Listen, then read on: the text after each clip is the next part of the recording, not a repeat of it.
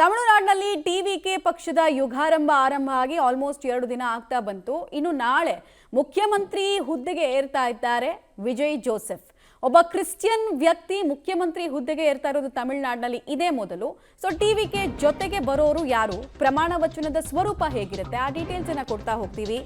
ತಮಿಳುನಾಡಿನ ಜನ ಬಯಸಿದ್ರು ಒಂದು ಬದಲಾವಣೆ, ಹೊಸತನ ಬೇಕು ಅಂತ ವಿಜಯ್ ಮೂಲಕ ಆ ಹೊಸತನಕ್ಕೆ ನಾಂದಿ ಹಾಡಿದ್ದಾರೆ. ನಾಳೆನೆ ತಮಿಳುನಾಡು ಮುಖ್ಯಮಂತ್ರಿಯಾಗಿ ಅಧಿಕಾರವನ್ನು ಸ್ವೀಕರಿಸ್ತಾ ಇದ್ದಾರೆ ವಿಜಯ್ ಜೋಸೆಫ್. ವಿಜಯ್ ಅವರ ಜೊತೆಗೆ 9 ಜನ ಸಚಿವರಾಗಿ ಪ್ರಮಾಣ ವಚನವನ್ನು ಸ್ವೀಕರಿಸ್ತಾರೆ. ಆಬ್ವಿಯಸ್ಲಿ ಇದೊಂದು ದೊಡ್ಡ ಸೆಲೆಬ್ರೇಷನ್ ಸಂದರ್ಭ ಆಗಿರೋದ್ರಿಂದ ಸಣ್ಣ ಮಟ್ಟಿಗೆ ಫಂಕ್ಷನ್ ಮಾಡ್ತಾರೆ ಅನ್ನೋ ನಿರೀಕ್ಷೆ ಯಾರಿಗೂ ಇರಲಿಲ್ಲ.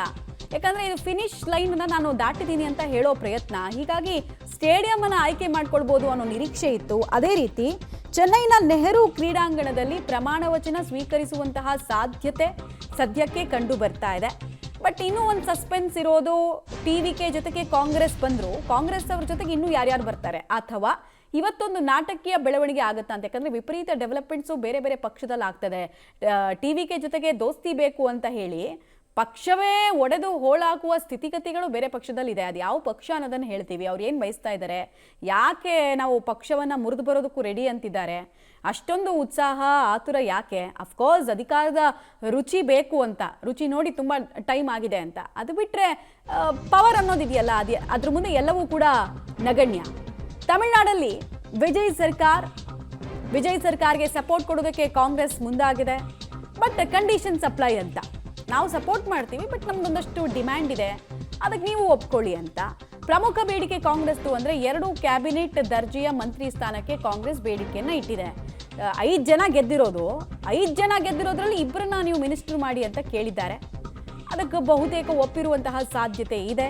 ಟಿವಿಕೆ ಪಕ್ಷ ಬಹುಮತಕ್ಕೆ ಆ್ಯಕ್ಚುಲಿ 10 ಶಾಸಕರ ಬೆಂಬಲ ಅಲ್ಲ, ಅದು 11. ಲೆಕ್ಕ ಹೇಗೆ ಅಂದರೆ ವಿಜಯ್ 2 ಕಾನ್ಸ್ಟಿಟ್ಯೂಯೆನ್ಸಿನಲ್ಲಿ ನಿಂತ್ಕೊಂಡಿದ್ದಾರೆ. ಸೊ ಒಂದನ್ನು ಅವ್ರು ಬಿಟ್ಕೊಡ್ಲೇಬೇಕು. ಸೊ ಅದನ್ನು ಮೈನಸ್ ಮಾಡ್ಕೊಂಡು ನಾವು ಲೆಕ್ಕ ಹಾಕಿದ್ರೆ ಟೋಟಲ್ ಸಪೋರ್ಟ್ ಬೇಕಾಗಿರೋದು ಅವ್ರಿಗೆ 11 ಶಾಸಕರ ಬೆಂಬಲ ಸಿಕ್ಕಿದ್ರೆ ಜಸ್ಟ್ ಒಂದು ಫಿನಿಶ್ ಲೈನನ್ನು ತಲುಪ್ದಂಗೆ ಆಗುತ್ತೆ. ಯಾವುದೇ ಸರ್ಕಾರ ಸ್ಥಿರವಾಗಿರ್ಬೇಕಂದ್ರೆ ಅವ್ರಿಗೆ ನಂಬರ್ಸ್ ದೊಡ್ಡ ಮಟ್ಟಿಗೆ ಬೇಕು. ಈಗ ನಾವು ಬ್ರೇಕಿಂಗಲ್ಲಿ ಹೇಳಿದ್ವಲ್ಲ, ಅದೇ ವಿಚಾರಗಳಿದು ಪಾಯಿಂಟ್ಸಲ್ಲಿ ಬರ್ತಾ ಇರೋದು. ಸೊ ನಿನ್ನೆ ನಡೆದ ಸುದೀರ್ಘ ಸಭೆಯ ಬಳಿಕ ಬೆಂಬಲಕ್ಕೆ ಕಾಂಗ್ರೆಸ್ ತೀರ್ಮಾನವನ್ನು ಮಾಡಿದೆ. ಕೆ ಸಿ ವೇಣುಗೋಪಾಲ್ ಅವರು ಇನ್ಫ್ಯಾಕ್ಟ್ ಅದನ್ನು ಹೇಳಿದ್ರು, ಅವ್ರು ನಮ್ಮ ಸಪೋರ್ಟ್ ಕೇಳಿದ್ದಾರೆ, ನಾವು ಕೊಡೋಕೆ ರೆಡಿ ಇದ್ದೀವಿ ಅಂತ.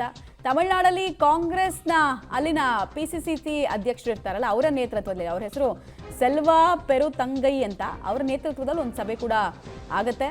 ಶಾಸಕರು ಹೈಕಮಾಂಡ್ ಜೊತೆಗೆ ಸಭೆಯನ್ನು ಈ ಸೆಲ್ವಾ ಪೆರುತಂಗೈ ನೆನ್ನೆನೂ ಕೂಡ ಮಾಡಿದ್ರು.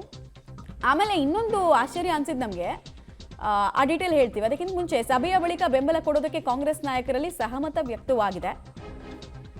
ಸಭೆಯ ಬಳಿಕ ನಾವು ಬೆಂಬಲ ಕೊಡ್ತೀವಿ ಅಂತ ಬಂದರು, ಬಟ್ ನಮ್ಗೆ 2 ಸಚಿವ ಸ್ಥಾನ ಕೊಡಿ ಅಂತ ಕೂಡ ಕೇಳಿದ್ರು.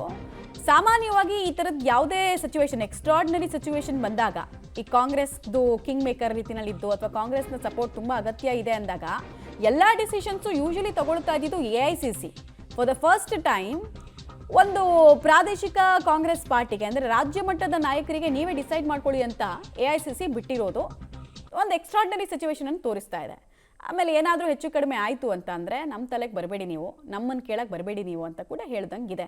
ಪ್ರಾಬಬ್ಲಿ 5 ಜನ ಇಲ್ಲಿಗೆ ಸಪೋರ್ಟ್ ಕೊಟ್ಟಂಗೆ ಆಗುತ್ತೆ.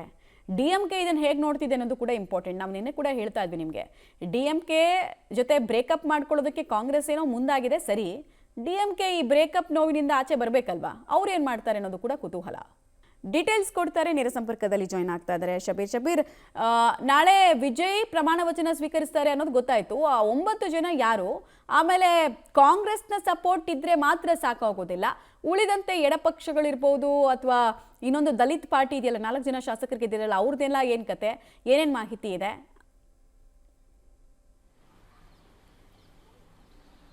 ಮಮತಾ, ಇವತ್ತು ಟಿವಿಕೆಗೆ ಯಾರೆಲ್ಲ ಬೆಂಬಲವನ್ನು ಕೊಡ್ತಾರೆ ಅನ್ನೋದಕ್ಕೆ ಸಂಬಂಧಪಟ್ಟಂತೆ ಸ್ಪಷ್ಟವಾದಂಥ ಚಿತ್ರಣ ಸಿಗಲಿದೆ. ಯಾಕೆಂದರೆ ನಾಳೆ ಬೆಳಗ್ಗೆ 11:00ವರೆಗೆ ನೆಹರು ಕ್ರೀಡಾಂಗಣದಲ್ಲಿ ನಟ ವಿಜಯ್ ಮುಖ್ಯಮಂತ್ರಿಯಾಗಿ ಪ್ರಮಾಣ ವಚನ ಸ್ವೀಕರಿಸ್ತಾರೆ ಅನ್ನುವಂಥದ್ದು ಗೊತ್ತಾಗ್ತಾ ಇರುವಂಥದ್ದು. ಅದಕ್ಕೆ ಬೇಕಾದಂಥ ಅಗತ್ಯ ತಯಾರಿಗಳು ಕೂಡ ಈಗಾಗಲೇ ಆರಂಭ ಆಗಿರುವಂಥದ್ದು.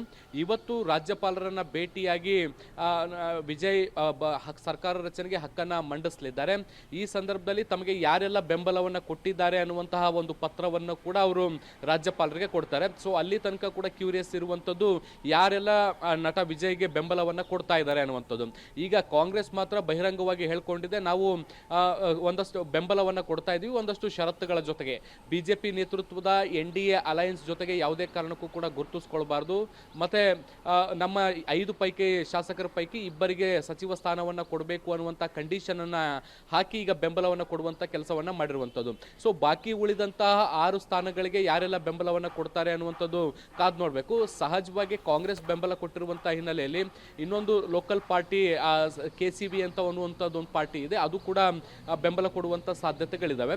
ಇದನ್ನು ಹೊರತುಪಡಿಸಿ ಕಮ್ಯುನಿಸ್ಟ್ ಕೂಡ ಬೆಂಬಲಿಸುವಂತ ಸಾಧ್ಯತೆಗಳನ್ನು ಕೂಡ ಈಗ ನಿರೀಕ್ಷೆ ಮಾಡಲಾಗ್ತಾ ಇರುವಂತದ್ದು. ಸೊ ಅಲ್ಲಿಗೆ ಆಲ್ಮೋಸ್ಟ್ DMK ಜೊತೆಗೆ ಚುನಾವಣಾ ಪೂರ್ವ ಮೈತ್ರಿಯನ್ನ ಮಾಡ್ಕೊಂಡಿದ್ದಂತಹ ಪಕ್ಷಗಳೇನಿದ್ವು ಅವೆಲ್ಲವೂ ಕೂಡ ಈಗ TVK ಜೊತೆಗೆ ಗುರುತಿಸಿಕೊಳ್ಳುವಂತಹ ಎಲ್ಲಾ ಸಾಧ್ಯತೆಗಳು ಮೇಲ್ನೋಟಕ್ಕೆ ದಟ್ಟವಾಗಿ ಕಾಣಿಸ್ಕೊಳ್ತಾ ಇರುವಂತದ್ದು. ಬಹುತೇಕ ಎಲ್ಲರ ಜೊತೆಗೂ ಕೂಡ ನೆಗೋಷಿಯೇಷನ್ಸ್ ಗಳಾಗಿದ್ದಾವೆ, ಆದ್ರೆ ಯಾರು ಕೂಡ ಅದನ್ನ ಬಹಿರಂಗಗೊಳಿಸಿಲ್ಲ. ಕೆಲವೊಂದಿಷ್ಟು ಕೊಡುಕೊಳ್ಳುವಿಕೆಯ ಮೇಲೆ ಈ ಒಂದು ಮಾತುಕತೆ ಅಂತಿಮ ಆದಂತೆ ಕಾಣಿಸ್ತಾ ಇದೆ. ಈ ರಾಜ್ಯಪಾಲರನ್ನ ಭೇಟಿಯಾದಂಥ ಸಂದರ್ಭದಲ್ಲಿ ತಮಗೆ ಯಾರ್ಯಾರು ಎಷ್ಟೆಷ್ಟು ಸ್ಥಾನಗಳಲ್ಲಿ ಬೆಂಬಲವನ್ನ ಕೊಡ್ತಾ ಇದ್ದಾರೆ ಅನ್ನುವಂಥದ್ದನ್ನ ಸ್ಪಷ್ಟಪಡಿಸ್ತಾರೆ. ನಾಳೆ ನಡೆಯುವಂಥ ಕಾರ್ಯಕ್ರಮದಲ್ಲಿ ಒಟ್ಟು 9 ಜನರು ಸಚಿವರಾಗಿ ಪ್ರಮಾಣ ವಚನವನ್ನ ಸ್ವೀಕರಿಸ್ತಾರೆ ಅನ್ನುವಂಥದ್ದು ಗೊತ್ತಾಗ್ತಾ ಇರುವಂಥದ್ದು. ಆದರೆ ಪಕ್ಷದ ಕಡೆಯಿಂದ ಈವರೆಗೂ ಯಾವುದೇ ಹೆಸರುಗಳನ್ನ ಅಧಿಕೃತವಾಗಿ ಬಹಿರಂಗಗೊಳಿಸಿಲ್ಲ. ರೈಟ್, ಹಾಗೆ ಸಂಪರ್ಕದಲ್ಲಿರಿ. ಇನ್ನೊಂದು ಕಡೆಗೆ ಕಾಂಗ್ರೆಸ್ DMK ಜೊತೆಗೆ ಯಾವಾಗ ಮೈತ್ರಿ ಮುರಿದುಕೊಳ್ಳೋದಕ್ಕೆ ಮುಂದಾಗ್ತಾ ಇದೆಯಲ್ಲ, DMK ಇಂದ ಪ್ರತಿಕ್ರಿಯೆ ಹೇಗಿದೆ? ಈ ಅಚಾನಕ್ಕಾಗಿ ಮೈತ್ರಿ ಕಟ್ ಮಾಡ್ಕೊಳ್ಳುವಂತಹ ವಿಚಾರ DMK ಹೇಗೆ ಸ್ವೀಕರಿಸಿದೆ ಅನ್ನೋ ಪ್ರಶ್ನೆಗೂ ಕೂಡ ಈಗ ಉತ್ತರ ಸಿಗ್ತಾ ಇದೆ.